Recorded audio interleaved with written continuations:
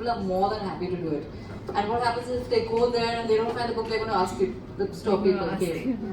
They have to, make your social media work for you. Yeah, really. How important is it for an author to actually be a brand or create a self-hype before the book is launched for a fresher? Do you feel an author has to be a brand, a known face? Means something to talk about wherein like we spoke, you should have your own following also. So some of the authors are actually very silent. In my book I've actually put a hierarchy of authors, and at the top nowadays are celebrity authors. And man, they have it so easy. Like sometimes I wish I'd done a little Bollywood movie, like 2 minutes also.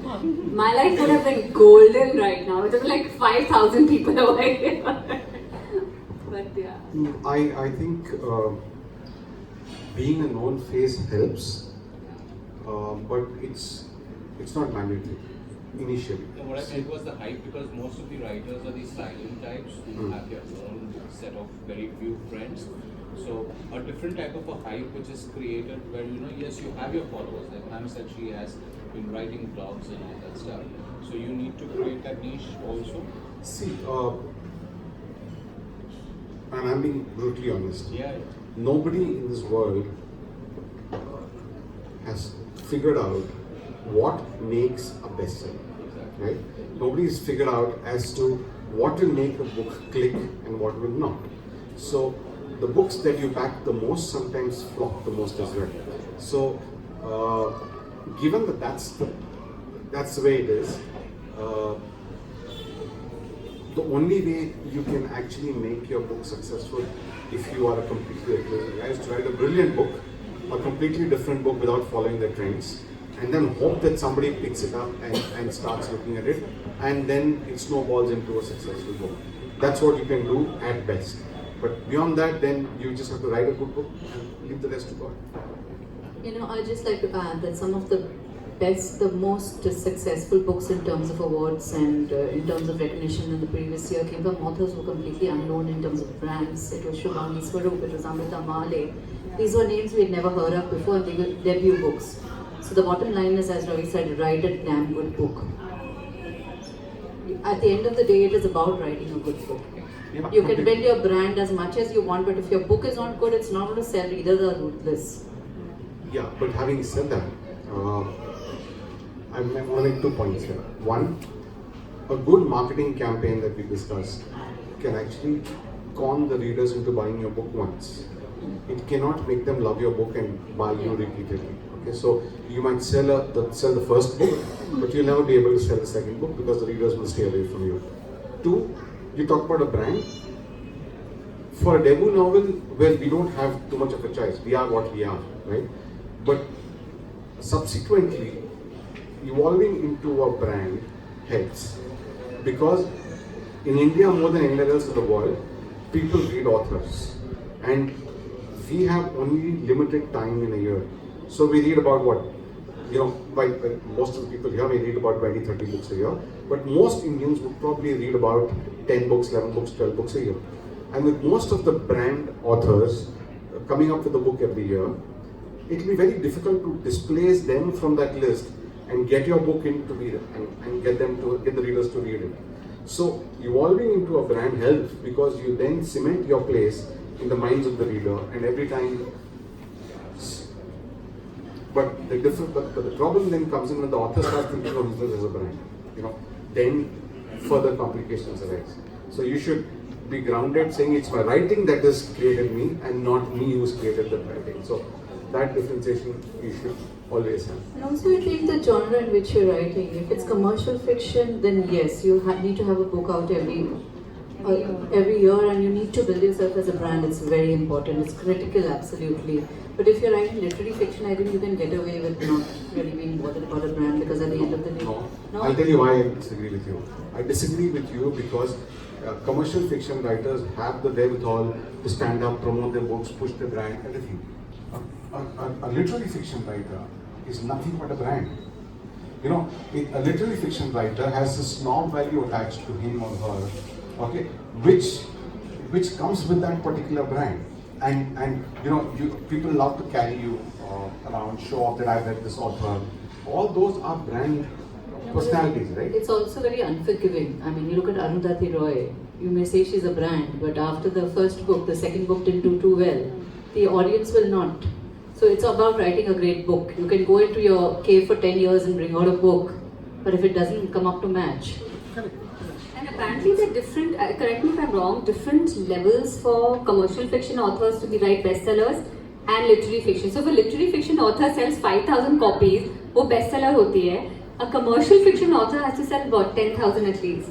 So I don't know, what is this sort of There's demarcation no that's taking place? number which Yeah. can be believed in India because rich authors can buy 10,000 copies of the book and say, look, I'm a best-selling author, right? Yeah. But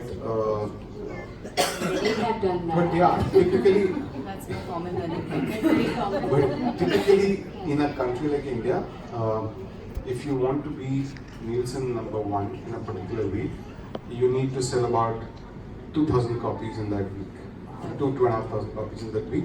And Nielsen covers roughly about 40 to 50% of the bookstores in the country.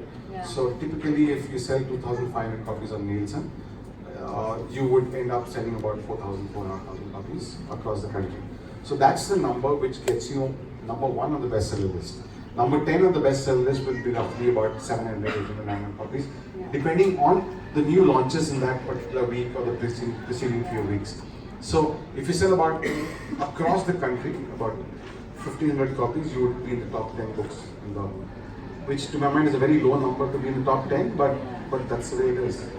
But on an average for a bestseller, this is what I had found when I was doing research, 10,000 copies a year. See, if you sell 10,000 copies, then you can call yourself a bestseller because about 98% of books sell much less than that. So when I started writing, I was told that if you sell off the first print run and get into the second print run, you can consider yourself a bestseller. My first print run was 2,000 copies in those days, 2007. But now I guess anything less than 10,000 doesn't make sense. But yeah, but 10,000 is considered a good number and thereby a bestseller for I commercial. keep hearing varying statistics depending on the author or publisher who I'm talking to. Some say 4,000 copies are bestsellers, some say 100,000, some say 20,000. So, but the magical number that I was given across the board was 10,000. So I don't know. I would think if you're whether bestseller or not, Yeah. if you are publishing and writing a new for the first time, and if you sell 10,000 copies, you should be very, very happy because if I go back and look at from the time I launched my first book, which was 2007, if I go back and look at how many new authors have come up after that who have sold, say, 15,000 copies and more, I can count them on my fingertips. So that's the state of book sales. So bottom line, don't expect commercial gains from your first book. You write for your passion, write for the right reasons. If commercial success happens, then wonderful. But don't be disappointed. Very good advice because I think I also found out from statistic that 90% of books sell less than 2,000 copies. And literally only more than, 1% or 2% of books actually sell more than 10,000. Yeah. That's it. Can you imagine? That's the number. And you'll imagine in a country of 1.3 billion people, 10,000 is nothing, right? And yet only 1% of books manage to cross that mark. It's unbelievable. Slightly going off track, for the first book, if somebody goes into self-publishing, are the chances to get a publisher on board if the book does well on the self-publishing portal or in the favor of the author? I think so. I was giving them examples of Amish and Ashwin and Savi Sharma. They started as self-publishing and they sold a lot of copies. They got picked up by traditional publishers. The question behind. So right now, I'm like you said, I'm trying to build an audience before I even publish something. On every platform, I have a personal account and a sort of a blog account where I'm only putting out a poem or whatever that I'm writing. Is it a good strategy to maintain two separate accounts, or and I did this because I don't want my written content followed by a personal content followed by something else. So I wanted to have a demarcation of that. But is it a good strategy to have two separate accounts, or is it best to maintain one where you put your writing content and your book? When I started out blogging, I had two blogs. One was Karmic Kids, which was a parenting blog. One was 36 and Counting, which then became 42 and Counting, and now I'm not even going to go to the number. So those were personal blogs. I shut them both down after I became a published author, and I started kiranmandal.wordpress. So I think while they helped me build up, reach out to an audience, once you become a published author, it's better to concentrate everything, that's my take on it, in one place where your reader can find you. So it's not scattered, and you don't have different names, and you don't have different handles which is not your own name. There's only so much bandwidth that a reader has. Don't confuse them with too much. Just stay focused on that one point, have your name out there, build everything around your name. That's easier. Your Twitter handle, your Insta handle, your blog name, all your social, your Facebook author page, everything I recommend should be around your personal name and your personal brand. But I don't know, Meghna and Ravi, what their take is on that. What's your take? No, I would tend to agree with you. I think it's good to focus on one single platform or blog or whatever, and not fragment your audience in 2 or 3 different directions. It always helps if you're one. So I won't do that. And two, if you don't want to share your personal stuff on that, don't share. But Keep it private, no? Keep your personal stuff private. Keep a private blog which has access to only few people who request access to it. But keep a public blog available for everybody which has your name as the handle. It shouldn't be something very random thinking and random thoughts of whatever. But just a word of caution, okay? Because the sense that drift that I'm getting here is that the expectation is that if I run a successful blog, my book is going to be super successful. No. You don't have too many successful bloggers becoming successful writers for multiple reasons. One, because pardon me for saying this, but the blogging community is largely a freebie community. They don't want to go out and buy books and read. You tell them that I want you to write a review, they'll say send me a free copy, I'll review your book. So one, they're not going to buy your books. Two, you will, it's going to reach out to 200, 300, 500,000 people, but you want to sell in multiples of thousands. So being a successful blogger is not a sure short way to achieve success in the world of writing. So don't be disappointed if it does not directly translate into sales. It will not directly translate into sales at all. Ravi said very honestly that nobody will buy the book. I was lucky to blog at a time back from 2005. So this was a generation where we really invested in each other. The blogging scene has completely changed now. It's very pragmatic and it's very matter of fact, it's very business-like. So you can have a very successful blog, but people will not buy your book. I get asked this a lot that will it help if I have a blog to sell my books? And I always say no, I don't think so. It may give you a catchment area in terms of easy to access readers, but it's only that much. And I just would go a step further and say that if you are writing a book for the first time, then there's no one thing which will work.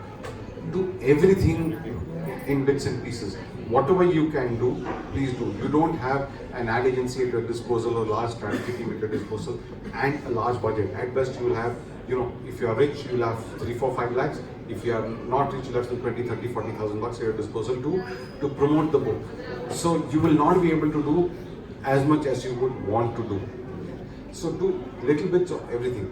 Go to schools, go to colleges, talk to students. Okay? Go to every single event that you are invited. Okay? After about a few years, you may get paid for it, but till that time, please do it free of cost. It's fine. Okay? Go to every bookstore that you can. Go and talk to every small. You get invited to a party of 10 people. Go talk to them about a book. And so you will have to do bits and pieces of everything, because nobody knows what works and what does not work. Nobody knows what will work and what will not work. So try out every single thing that you can do, because every single initiative will sell 10 more books. Actually, Durjoy Datta has written a very funny and candid essay, and I thought Durjoy Datta was like a best-selling author, one of the best-selling authors in India why would he have to worry about money? And he's written a very good essay on whether you should quit your full-time job to become an author. And he's mentioned exactly what Ravi is saying, that these speaking engagements, a lot of people think we make a lot of money as going as speakers, and it looks very prestigious and all, but most of them don't pay. So I have actually started putting my foot down that if you want me to speak at your event, it's a lot of work. You're spending like 2 days traveling up and down. You're spending days writing a speech. Now I've started asking for money, but I've also noticed that the minute you ask them for money, suddenly they vanish. So they're ghosting you, they're like, "Arey, paisa mang rahi hai," especially female authors, I think. But you also get lucky, and sometimes I have now started charging. Yeah, now I don't do speaking engagement. It's a lot of work. I'm like, it has to be worth it. Debut authors do Debut authors now, मैंने 5 book लिखी है यार. Now I can demand money as a speaker. But 7 years back I couldn't have. I just wanted to go back to the retail stores, the presence in the retail stores. So I was told that every